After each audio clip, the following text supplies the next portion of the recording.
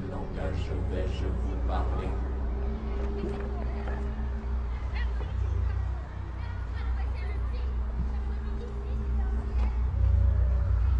Quel langage vais-je vous parler?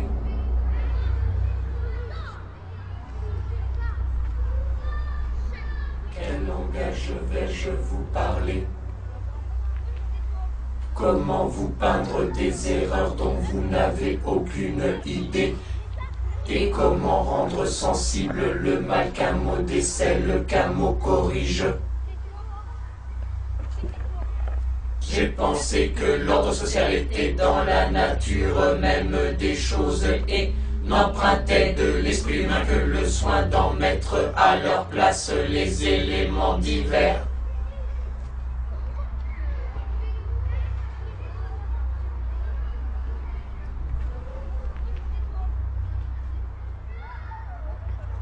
Nous disposons de l'outil informatique et d'Internet.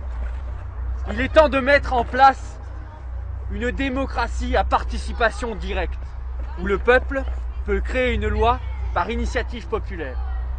Cette loi sera votée par le peuple entier et acceptée si elle rentre dans le cadre de la constitution du pays.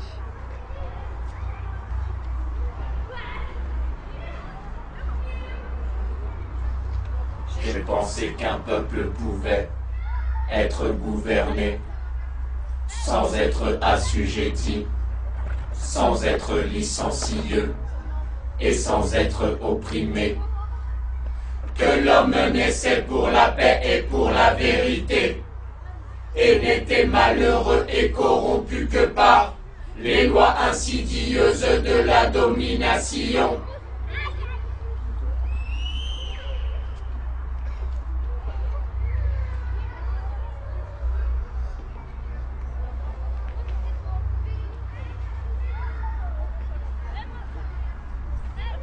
Des changements institutionnels permettraient d'améliorer la qualité des lois.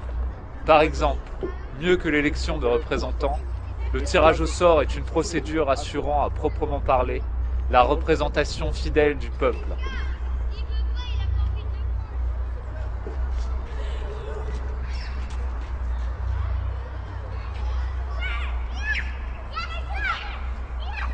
Je pense que la sociocratie pourrait être un mode de prise de décision et de gouvernance qui permettrait à une organisation de se comporter comme un organisme vivant, de s'auto-organiser. L'objectif premier serait de développer la responsabilisation des acteurs et de mettre le pouvoir de l'intelligence collective au service du succès de l'organisation.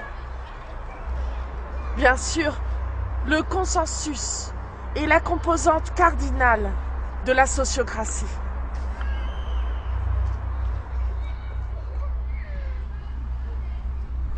Quand un peuple devenu libre, Quand un peuple devenu libre, Quand un peuple devenu libre a établi de sages lois, a établi de sages lois, a établi de sages lois. sa révolution est faite. Sa révolution est faite. sa révolution est faite. Si ces lois sont propres au territoire, Si ces lois sont propres au territoire, Si ces lois sont propres au territoire, la révolution est durable. la révolution est durable. la révolution est durable.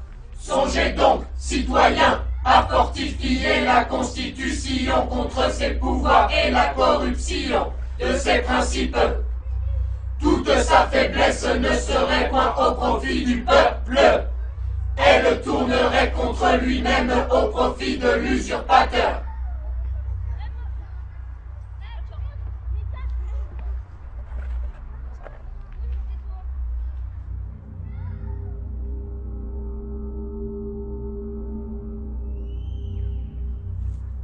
Le monde économique dans lequel nous vivons est marqué par deux vices.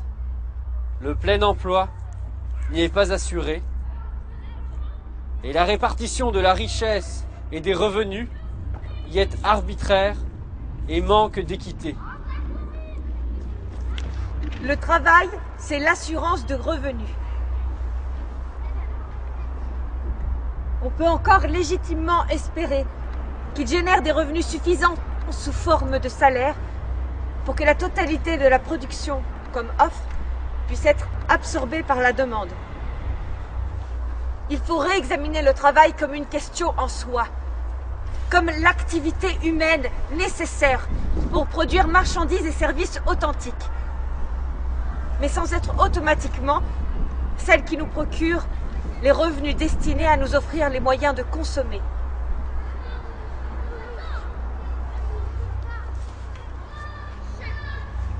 Depuis la fin du XIXe siècle, la taxation directe des revenus et successions a engendré de très grandes inégalités de fortune.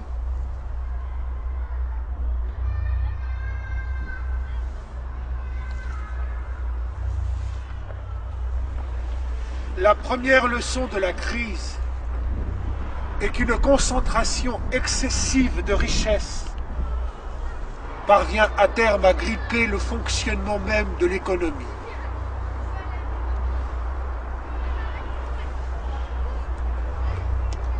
Il nous faut un nouvel ordre monétaire pour arrêter la compétition et la guerre économique permanente entre tous les pays.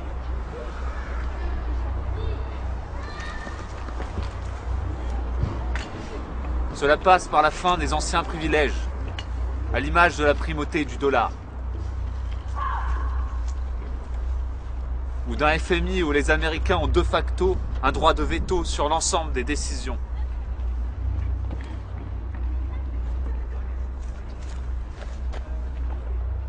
Il existe un bon plan, celui de John Maynard Keynes, présenté à Bretton Woods en 1944, mais rejeté à l'époque.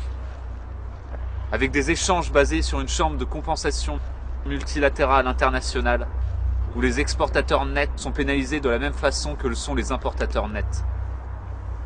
Et une monnaie internationale, le Bancor.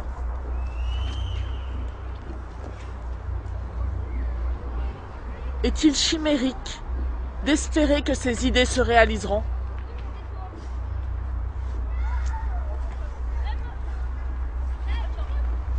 Sont-elles trop étrangères aux motifs des sociétés organisées?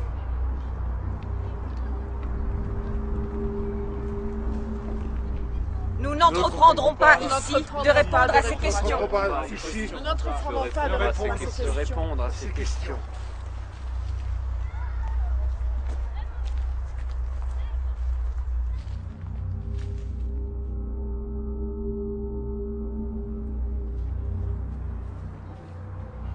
C'est le moment de dire la vérité.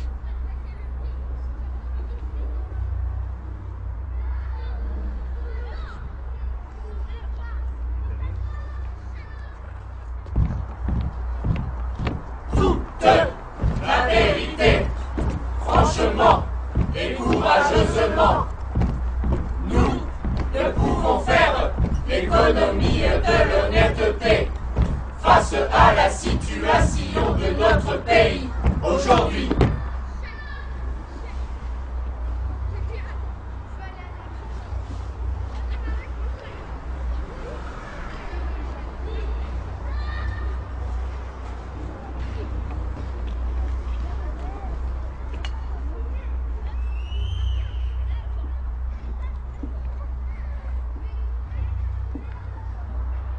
La richesse privée est une convention collective.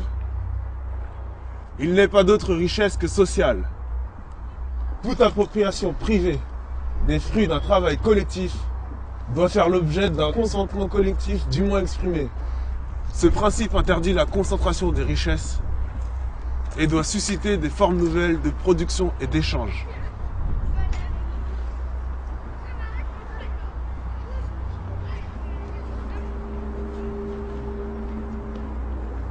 L'économie doit retrouver son sens étymologique. Écos, la maison, le foyer commun, et nomos, la loi. Revenir à l'oéconomie, c'est avoir une vision de l'économie plus large, qui recouvre à la fois les échanges matériels et immatériels des êtres humains entre eux, des sociétés entre elles et de l'humanité avec la biosphère.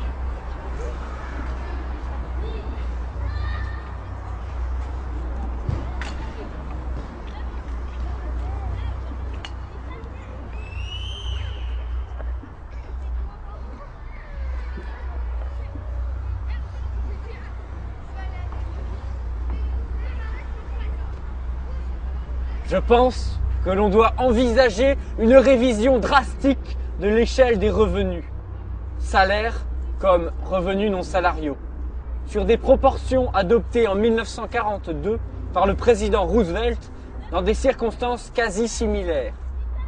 Une échelle de 1 à 20. Elle est actuellement de 1 à 300 et même beaucoup plus.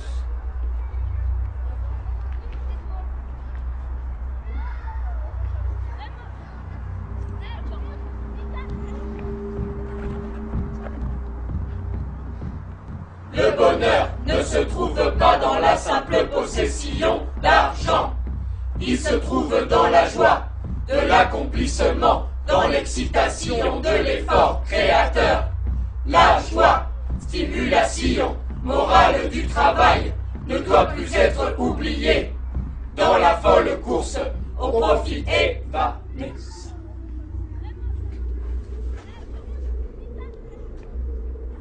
Essentiellement, tout cela vient du fait que les responsables des échanges des biens de l'humanité ont échoué. De par leur propre entêtement et leur propre incompétence, ont admis leur échec et ont abdiqué. Ils n'ont aucune vision, et sans vision, le peuple meurt. Et sans vision, le peuple meurt.